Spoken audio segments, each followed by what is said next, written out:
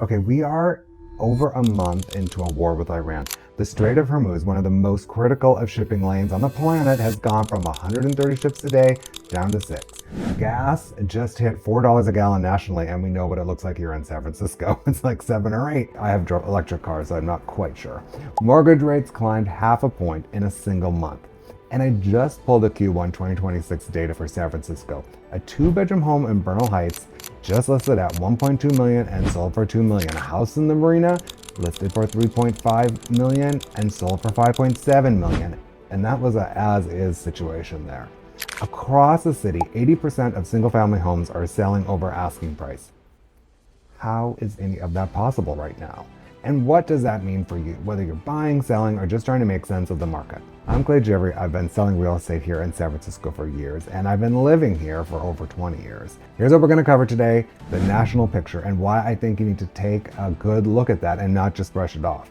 Why San Francisco is moving in the opposite direction from the rest of the country, and I'm going to give you some sales that have happened this last month to show you, and what it actually means for you to be a buyer in San Francisco right now, and what it means for you to be a seller in the city right now, or a would-be seller, or a would-be buyer. And then something I want to talk you through at the end, a strategy that comes in a big way in this market that most buyers don't fully understand, and some agents kind of don't understand, and that could be your biggest weapon or your biggest mistake, depending on how you use it. So let's get into it. The national picture is real. Don't let anyone dismiss it. Listen, the Iran war, it started February 28th. Now it's over a month in. So what that means for everyone here: gas is at $4 a gallon nationally. That's the highest since 2022. Oil is spiking towards $90 to $100 a barrel. If sustained, this just feeds inflation. And that pressures the Fed, and it dents consumer confidence. Mortgage rates, they climbed half a point through March alone. That sub 6% rate that some people were getting in February is essentially gone now. We are sitting at a 6.25 to 6.5 range right now. I just got off the phone with somebody and he's a 6.75. The next meeting is towards the end of April, and nobody is expecting a cut with this uncertainty in the air. Mortgage applications are down 10.5% in a single week in late March. People are pausing. Nationally, that makes complete sense, right? What's happening out there nationally is a big issue. The question is it powerful enough to override what's happening here in San Francisco? And right now, the data says no. And here's why. Everything I'm about to show you is Q1 2026, 3 months rolling data through March, pulled directly from the San Francisco MLS. Some numbers may change over the next week as some more data enters into the system, but this is what it is as of today. All right, example, 160 Andover in Bernal Heights. It was a 2-bedroom, 2-bathroom, 1,000 square feet, listed at 1.198. It sold at $2 million. That's 67% over the asking price. It was on the market for 6 days. I mean, it is a nice house. It wasn't what typically would be a $2,000 square foot house that is remodeled to the nines. It's unassuming on the outside, needs a little work on the inside. Again, it's only a 2-bedroom, 2-bath, and a great house, great location. And let me tell you, the math worked for this seller. Single family homes right now. Let's talk about inventory. So we use months of supply as inventory. I'll try to tell you this really quick. It's basically, if we look at the rate of sales, and we took the inventory we have right now, how long would the inventory last us if we didn't add anything else? And right now it is 0.9 months, not even a month of inventory. That is down 35.7% year over year. And let me tell you, last year we thought we had no inventory. So this year it is really tight. Condos months of supply is at 2.2 months. And that's down about 39% year over year. So that's really low. We say anything under 3 would be a seller's market. So San Francisco, I don't know if single family homes, except for a few blips here and there, have ever gone over 3. These are really healthy numbers for sellers, and the competition out there obviously is real because the homes are being snatched up really quickly. Another thing to note is that price reductions are down 59% year over year. So even, you're like, Clay, price reductions, you're telling me everything is competitive and blah, blah, blah. Not everything is always competitive, right? Especially, in some of those condos. But the fact that there's 59% less price reductions, and this includes the month of January, which is kind of a cleanup month, that is really telling you that there is a huge demand for homes. And the homes are selling really quickly as well. Single family homes are selling in 12 days, median, right? So that's down 14% year over year. I mean, it really can't get much faster. Condos are down to 18 days median, which is down 42% to last year. Buyers, the big takeaway here is you've got to be ready. Things move very quickly.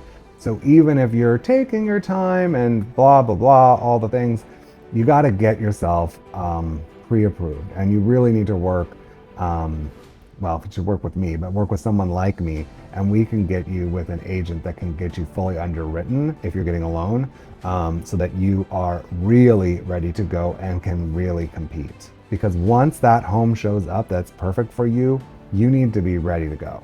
So 80% of our single family homes sold over asking in San Francisco. That's up 10.5% year over year. 52% of condos sold over asking, and that's up 49% year over year. Average houses sold at 120% of their original list price, and average condos sold at 104% of their original list price. Condos now are sort of consistently selling over asking, and some of these condos that are almost like, I don't know, I call them single family homes stacked on top of each other. Those condos that are full floor flats, those have been doing really well all along. I want to tell you about a condo that I watched sell recently by a great agent in Coal Valley. 2 bedrooms, 1.5 baths, 1,300 square feet. This is bigger than the house we just talked about in Bernal Heights, right? Beautiful unit, had great outdoor space, parking. It was listed just around 1.4 million, and she was probably expecting to get more. She got 17 offers for a 1,300 square foot condo. That is just amazing. That is the condo market right now in these hot neighborhoods like Coal Valley and Noe Valley. These are the flagship transactions. Some of these higher end homes and the ones in the premier markets, they are going to set the tone for the whole of the city. So I was talking with sellers this morning, and they asked me, are we going to keep seeing these homes selling at 60, 70% over asking? And my answer to that is probably not. But don't get me wrong. I'm not saying that homes are going to start selling for less or that the fire is going to slow down. The agents and the sellers now, when they're bringing their homes on the market, they're going to look at these comps that were 60 and 70% above. They don't look at their asking price, they look at the selling price. So now they're gonna sell a little closer to expectation. So I would expect things to get closer to that 20 to 30% above asking point. Here's what I keep thinking. There are sellers sitting on homes right now who haven't had a real conversation about what this market means for them. The sellers on Andover Street that listed their home for 1.2 and they walked away with 2 million, that gap exists because they went to market at the right moment with the right strategy and the right timing. If you've been wondering whether now is your time to sell, I'd argue you've been watching the answer unfold in real time. Luxury homes, $5 million and more, they were higher in 2026 than in 2025. We had the highest February that we'd ever recorded. That's not a hot market, that is a transformed market.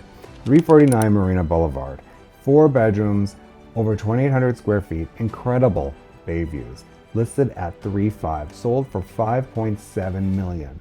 That's 63% over asking. It was on the market for 16 days and it was sold as is. As is meaning it needed some work. At $5.7 million, the buyer didn't ask for repairs, they just wanted the home and they were prepared to pay for it. And in Diamond Heights, which is not really usually the hot market, but there are these great small versions of Eichlers up there. 1027 Duncan Street. It was 4 bedrooms. It listed at 2.495 million, and it sold at 3.8 million. 52% over asking. 13 days on the market. I mean, the home was amazing, adorable, so San Francisco. But let me tell you, I thought that home was 3.4. So for them to get 3.8, that's pretty impressive. So who are these buyers? Well, they're not rate sensitive. Many of them are all cash. They're definitely non-contingent. All the volatility in the stock market, the war, all the choppiness out there, that is not slowing them down because they're not financing. The S&P is still up roughly 16% over the last 12 months. NASDAQ is similar. So affluent tech buyers have significantly more wealth today than a year ago. OpenAI just closed a massive fresh funding with Nvidia, Amazon, and SoftBank. The AI capital flywheel in this city is spinning. I've lived here long enough to know when this city has its mojo back. It happened after the dot-com crash. It happened, in the 2010s. And something similar is happening right now. You can feel it in the conversations. You can see it in the open houses. It's how buyers are showing up. And the data is really confirming what we've been feeling for a few months. We had a great listing with Vantage in Bernal Heights at $250 Peralta. 4 bedrooms, 2,500 square feet, end of a cul-de-sac, city views, listed for $2.6 million, and it sold for $3.45. That's $850,000 over asking. But here's the part that stays with me. The sellers had a number in their head, and they walked away with so much more than that. Hundreds of thousands more than that. That's not just a good result, that's kind of life-changing for people. If you're a homeowner in San Francisco and you haven't had a real conversation about what your home could do in this environment, I do those conversations all the time. No pressure, no obligation, just follow the link in the description. So now you understand the why. National headwinds are real, but San Francisco has a structural supply problem that isn't going away, fueled by a buyer pool that largely isn't rate resistant. That's the market. Now let me talk to you about what that means for you specifically. If you are a buyer, the data you're looking at online is already 4 to 6 weeks old. Closed sales reflect offers that were accepted in February and early March. The real market is in the pending data. How many offers are coming in, where pricing is actually landing right now, how buyers are behaving this week. And here's the thing I want buyers to hear. If you're on the lower end of the market and you're hesitating because interest rates, I understand that instinct, but I'd actually argue this moment is really worth leaning into right now. Just remember, you can refinance the rate, you can't refinance the purchase price. And I can explain that to you if you hit the link below and we'll talk about it. If you're a seller, spring is historically when SF prices peak for the year. The absorption rate is at a multi-year high. Inventory is near historic lows, and buyers are here, qualified and competing aggressively. The question isn't whether it's a good time to sell. The question is whether you have the right strategy to maximize it. This brings me to what I promised you at the top of the video. 2 things that I've asked a lot of questions about, some strategies, and I want to explain them to people so you can have those talks with your agent if you're not working with me. Because if you're a buyer and you don't understand these, you could either miss a real opportunity or you can make a really expensive mistake. The first one is a preemptive offer. A home comes on the market, there's an offer date set, it's usually a week out, or sometimes they won't know, but they want you to wait and they'll tell you on Thursday and they'll set it for the following week or whatever. You're a buyer, you don't want to wait. You don't want to compete. You come in before the offer date with a strong offer enough to make the seller stop the process entirely. That's a simple concept, but the execution is everything, right? In a market this competitive, buyers are desperate to avoid bidding wars. When you know a home is going to get 10, 15, 17, 40 offers, the math starts to favor going in early. Here's the thing that you have to understand as a buyer when you're considering a preemptive. You have got to blow the socks off of the seller. Essentially, you have to pay for the privilege of not competing. If you don't want to compete, you have to pay. So you have to have a number where the seller will stop and think, why would I risk this going to the market when I have something this strong in hand right now? That number is almost always higher than where the home would have landed on offer day. You're buying certainty, and certainty costs a premium. Only do this if you are absolutely prepared to own that home at that price, no hesitation. Here's the danger of a weak preemptive, and buyers, do not do this or you will get burned. If you come in with a preemptive that isn't strong enough, or say it's okay, it's good, but it's not the, blow your skirt up, the seller looks at it and says, thanks, but why don't you come back on offer day with everybody else? And now they know your number. You've tipped your hand. You've shown the seller your cards, all the sayings, and their agent, they're going to know exactly where you're willing to go, and they can tell other people where you're going. It's a very expensive mistake. If you're going to make a preemptive offer, you go big or you don't go at all. Okay, another question that people keep asking me about, and it is a good one, and that is off-market. Off-market sales are homes that never hit the MLS. The seller agrees to sell directly to a buyer who comes to them privately, usually through an agent-to-agent relationship. Again, this is where you have to pay a premium for a privilege, right? You're trying to convince the seller to walk away from all that his home could get him if he puts in an extra $50,000, $60,000 to get it ready to sell. So you have to really blow them away. And that number, again, it's got to be so compelling, and it's got to be a really clean offer, as almost all offers in San Francisco need to be. Buyers, if you've been out there and you haven't been able to get a place, this is a great strategy for you if you've got the right agent with the right connections that can do it. We pulled 2 of them together last year and it was great. One last note on the off market and the preemptives. It's hard for sellers to say yes to a preemptive, even when the number is great, because they'll always wonder, would I have gotten more if I'd gone to the market? As a listing agent, I've seen sellers pass on extraordinary preemptives and they do better on offer night. And usually the preemptive people will come back.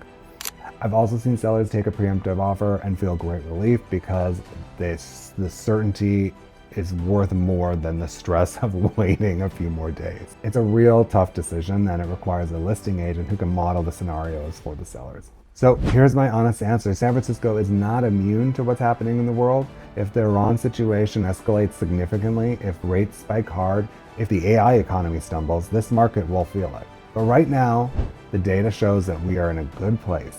It shows a city with a chronic supply problem and having no easy fix. A buyer pool that is largely not rate sensitive, and an economic engine driven by AI capital and returning confidence that is genuinely reigniting demand. The list prices will adjust, the percentages will normalize, but the floor has been reset. And buyers who wait for things to calm down may find that calm comes with a higher price tag. If this video gave you a clear picture of what's actually happening, share it with someone who needs to hear it. And if you want to talk through what any of this means for your specific situation, buying, selling, or just understanding what your home is worth right now, the link is in the description. No pressure, just a conversation. I'm Clay Jeffrey, and I'll see you at the next video.